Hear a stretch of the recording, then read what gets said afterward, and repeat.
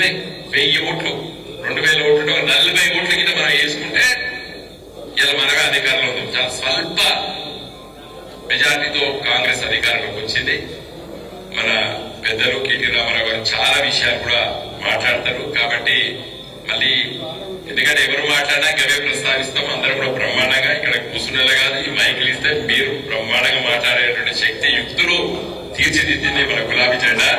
కాబట్టి నేను ఆ వివరాలకి పోకుండా మరి ఇంతకుముందు తోట ఆగే గారు ప్రస్తావించారు, మరి కేటీ రామారావు గారు కూడా ఆహ్వానించారు. హైదరాబాద్ నుండి కూడా మన న్యాయవాద మిత్రులు వచ్చారు, మన లీగల్ సెల్ టీం వచ్చింది. దాని గురించి ప్రస్తావిస్తా.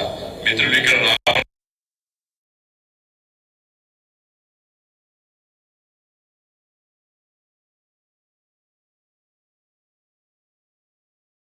నవీన్ గారు ఉన్నారు. మీ అందరితో కలిసి మెలిసి తిరిగిన వాళ్ళు.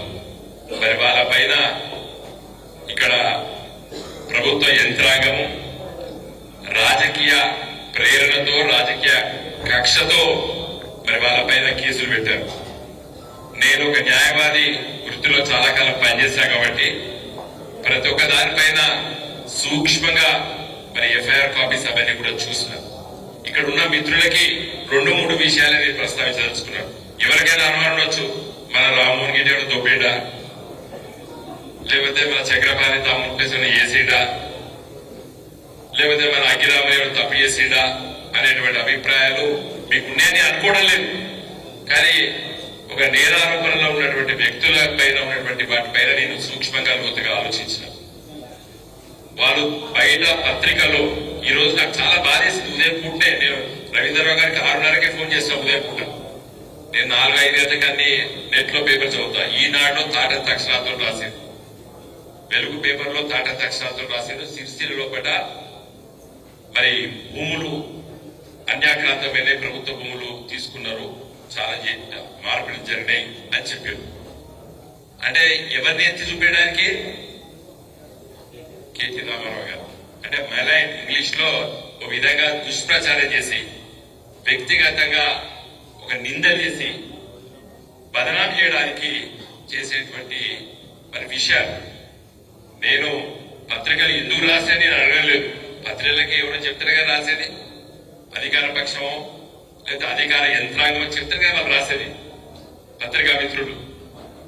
దాని లోతుకెళ్తే అది మన ప్రభుత్వం గులాబీ జెండా ఉన్నప్పుడే తప్పులు జరిగినట్టు చిత్రీకరించారు. ఈయన కొనుక్కున్న భూమి అది 2007లో ఆనాడు ఎవరున్నారు అధికారంలో? కాంగ్రెస్ పార్టీ మీద అధికారంలో. వాళ్ళు నో అబ్జెక్షన్ సర్టిఫికేట్ ఇచ్చారు. అప్పుడు సిరిసిల్ల జిల్లా లేదు. నేను ఎందుకు నిలబడ్డా? ఎందుకు లాగా నిలబడతావు? కోర్టులో నిలబెట్టడం నువ్వెందుకు నిలబడాలి? రాము 2007 ఎవరున్నప్పుడు అధికారంలో? ఎన్ఓసి నో అబ్జెక్షన్ సర్టిఫికేట్ ఇచ్చింది ఎవరు? కాంగ్రెస్ అధికారం ఇచ్చింది. ఎవరికి ఇచ్చింది? ఒక జంగ్ సిపాయి తన భూమిని అమ్ముకుంటాడానికి పర్మిషన్ ఇచ్చింది. ఆయన అమ్ముకున్నాడు, ఇంకొకరు కొన్నారు, ఇంకొకరు కొన్నారు, ఇంకొకరు కొన్నారు, ఆయనకి చివరికి ఈయన కొన్నాడు. తప్పేందండి ఒకటి. ఇంకొకటి అఖిరాములు వాళ్ళ నాయన పవన్లు లేరు కదా, చనిపోయారు. వాళ్ళ నాన్న పేరు మీద పట్టా అయిందని ఆయన ఒకరి దగ్గర కొన్నాడు.